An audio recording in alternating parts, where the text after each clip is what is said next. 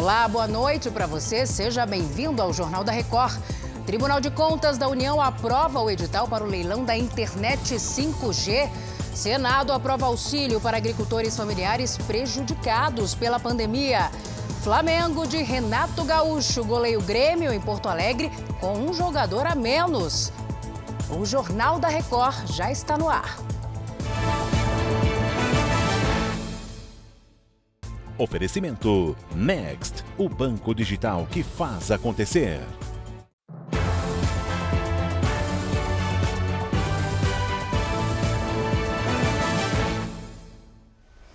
75% da população de São Paulo recebeu pelo menos uma dose da vacina contra a Covid-19 e esse dado explica a redução de casos no estado. Vamos ter mais detalhes agora com a Giovana Rizardo.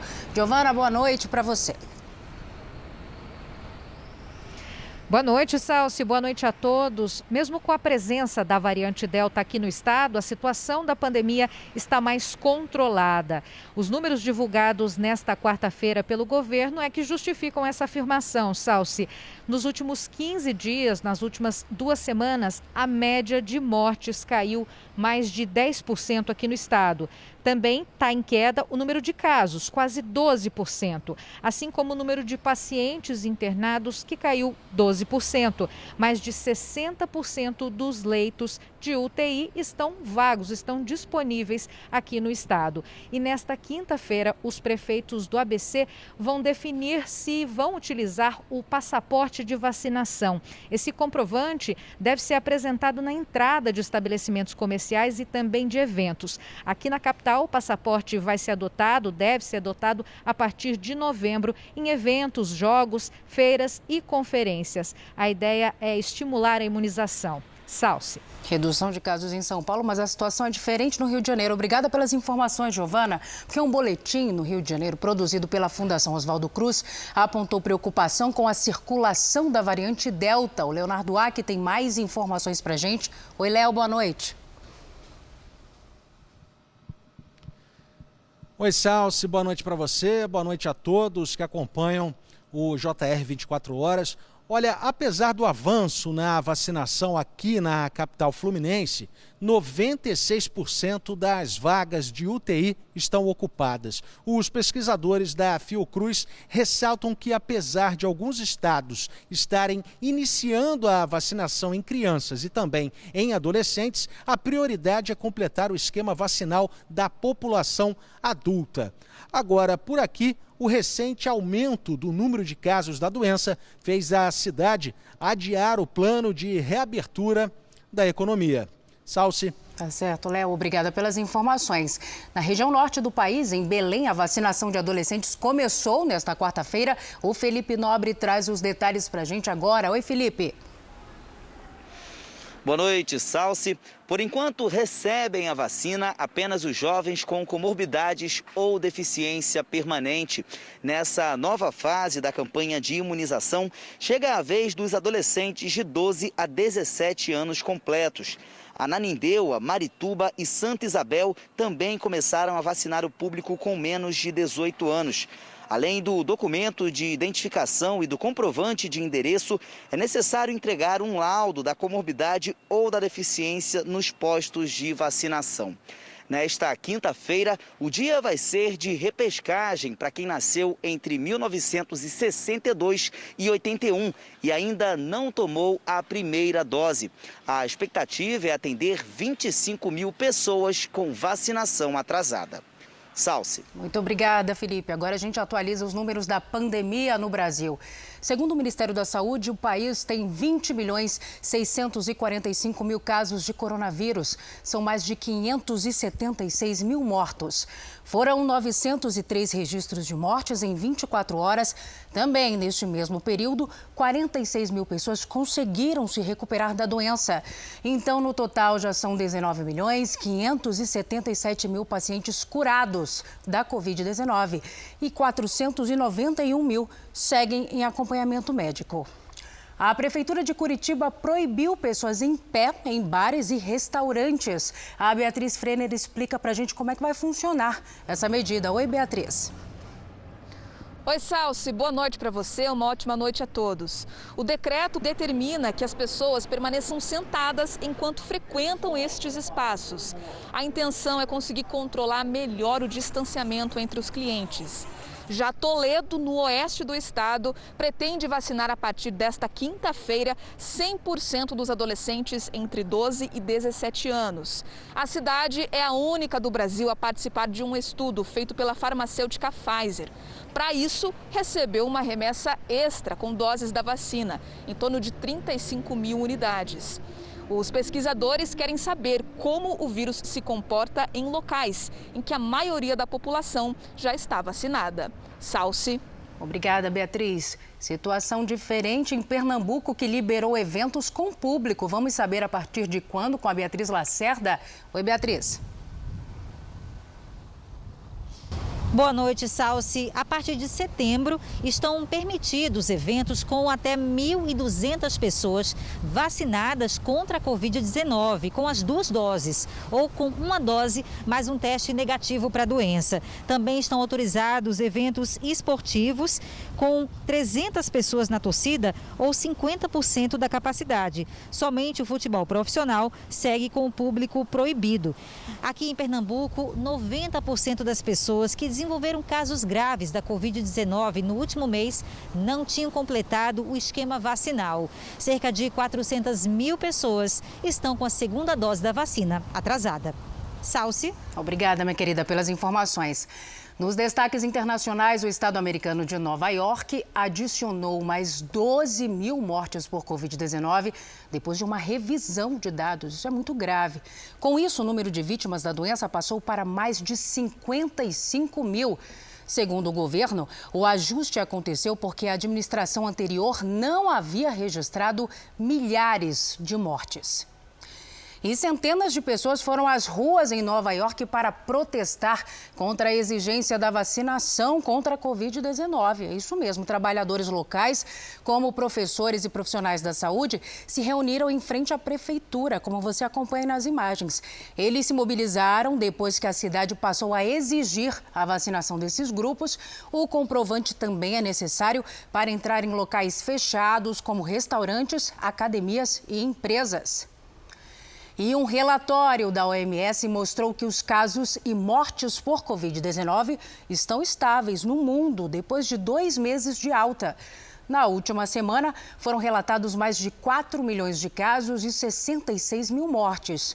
Em maio, o mundo já tinha registrado uma estabilização da curva de contágios, mas a disseminação da variante Delta, que é a mais transmissível, fez o número de infecções subir novamente. De volta ao Brasil, em Minas Gerais, foi identificado o corpo encontrado nesta semana nos destroços do rompimento da barragem de Brumadinho. A Virgínia Nalon tem os detalhes para a gente. Virgínia, boa noite para você. Oi, Salso, boa noite para você, boa noite a todos. O corpo é de Juliana Creisimar de Rezende Silva, que tinha 33 anos. Ela e o marido trabalhavam na Vale e morreram no rompimento da barragem. Denis Silva Rezende tinha 34 anos e foi localizado em fevereiro de 2019. O corpo de Juliana foi identificado nesta quarta pela arcada dentária. O casal tinha filhos gêmeos que eram bebês na época da tragédia. Até agora, das 270 pessoas que morreram, 261 foram identificadas. Desde o dia do rompimento da barragem, há 2 anos e 7 meses, os bombeiros buscam pelos desaparecidos sem previsão de encerramento. Segundo a Polícia Civil, também não há previsão de liberação do corpo da Juliana. Salsi. Obrigada, Virgínia. A tragédia que acabou com centenas de famílias. O Tribunal de Contas da União aprovou o edital do leilão do 5G, a nova geração de internet móvel. Vamos conversar agora sobre isso com o repórter Alessandro Saturno, direto de Brasília. Oi, Alessandro, boa noite para você. Olá, Salsi, boa noite para você e a todos que nos assistem. Bom, foram 7 votos a 1.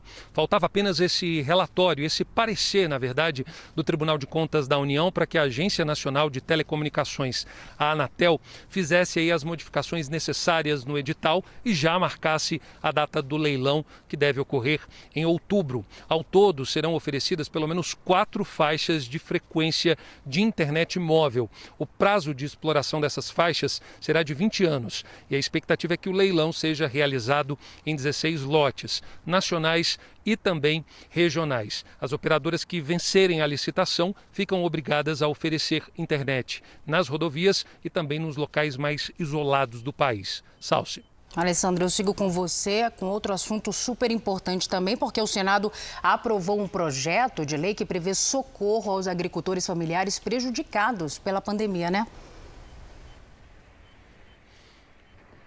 Exatamente, um projeto muito importante e estabelece aí o pagamento de R$ 2.500 para as famílias em situação de pobreza e extrema pobreza, e esse valor ele sobe para R$ 3.000 se a família for comandada por uma mulher, e também sobe para R$ 3.500 para os produtores que implementarem uma cisterna ou qualquer outro tipo de acesso à água. E para facilitar, a venda desses produtos, o projeto ele cria o Programa de Atendimento Emergencial à Agricultura Familiar, que vai ser coordenado pela Companhia Nacional de Abastecimento, a CONAB. O texto ainda prorroga as dívidas rurais da agricultura familiar para 1 ano após a última prestação. Isso considerando, é claro, as parcelas vencidas ou que vão vencer até dezembro do ano que vem.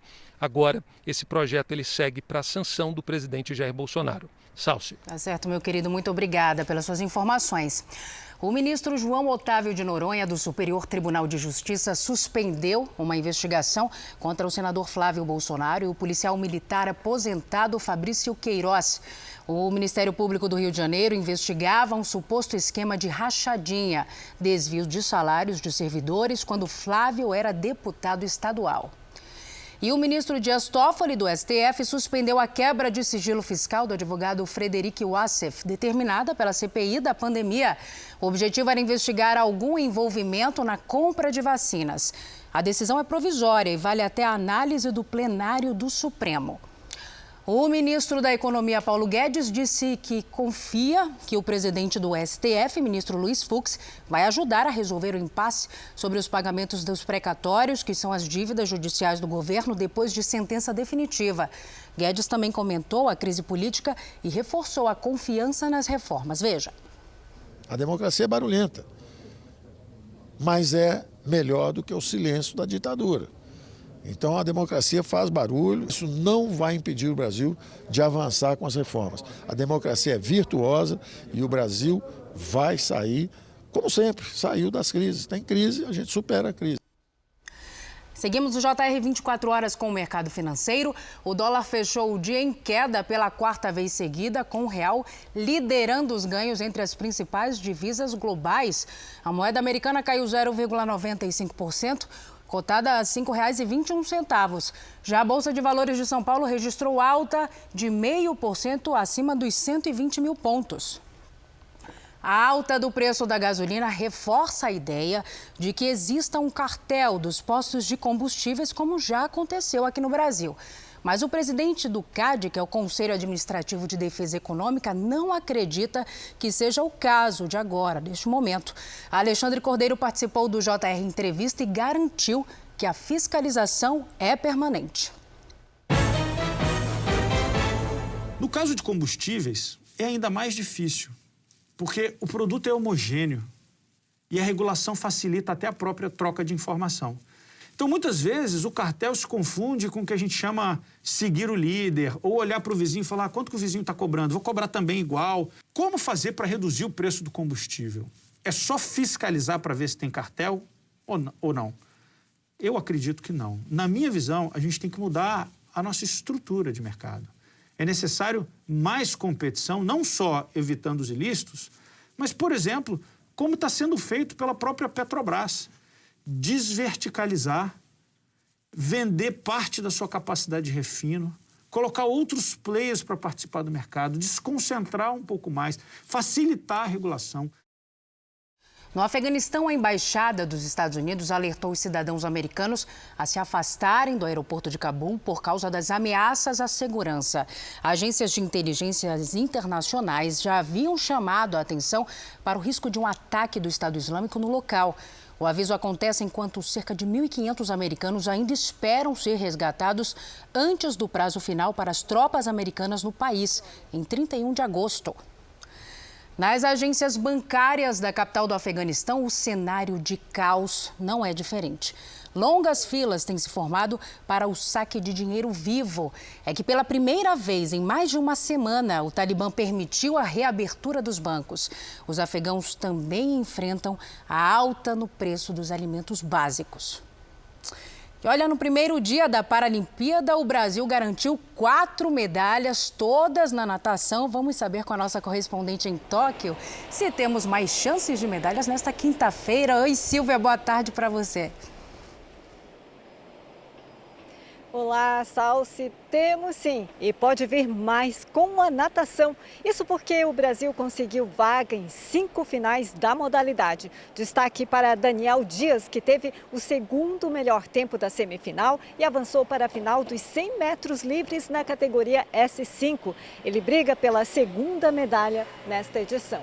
Já o gaúcho Giovanni Guissoni avançou para as quartas de final da esgrima em cadeira de rodas. O atleta busca repetir o feito alcançado nos Jogos Paralímpicos de Londres 2012, quando terminou com a medalha de ouro. Na madrugada desta quinta-feira, o Brasil ainda compete no tênis de mesa, halterofilismo, ciclismo de pista, goalball e hipismo. Salsi. Muito obrigada, Silvia, pelas suas informações. Bom trabalho para você por aí. Seguimos com o esporte. Agora o assunto é futebol. Começaram nesta quarta-feira os duelos pelas quartas de final da Copa do Brasil. E a noite foi de muitos gols. Em Curitiba, o Atlético Paranaense recebeu o Santos e venceu. Nicão cobrou escanteio, Richard desviou e Renato Kaiser completou para o gol. Atlético 1, Santos 0. No Morumbi, o São Paulo enfrentou o Fortaleza. Gol só no segundo tempo. Reinaldo puxou o contra-ataque e tocou para Rigoni. O argentino cortou a marcação e bateu sem chances para o goleiro Marcelo Boeck. Pouco depois, Lisiero fez o lançamento. Rigoni recebeu livre e chutou no canto para fazer 2-0. O Fortaleza diminuiu com Pikachu após falha da zaga. E o time cearense chegou ao empate nos acréscimos. Henriques cruzou e Romarinho deixou tudo igual. São Paulo 2, Fortaleza também 2. Já o Flamengo foi até Porto Alegre e com um jogador a menos goleou o Grêmio.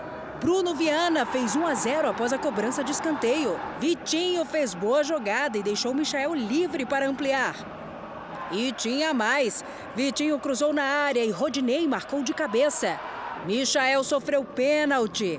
Vitinho cobrou e fechou a goleada. Grêmio 0, Flamengo 4. Flamenguistas felizes, né? Esta edição do Jornal da Record termina aqui. Outras informações no Fala Brasil, às 8h30 da manhã.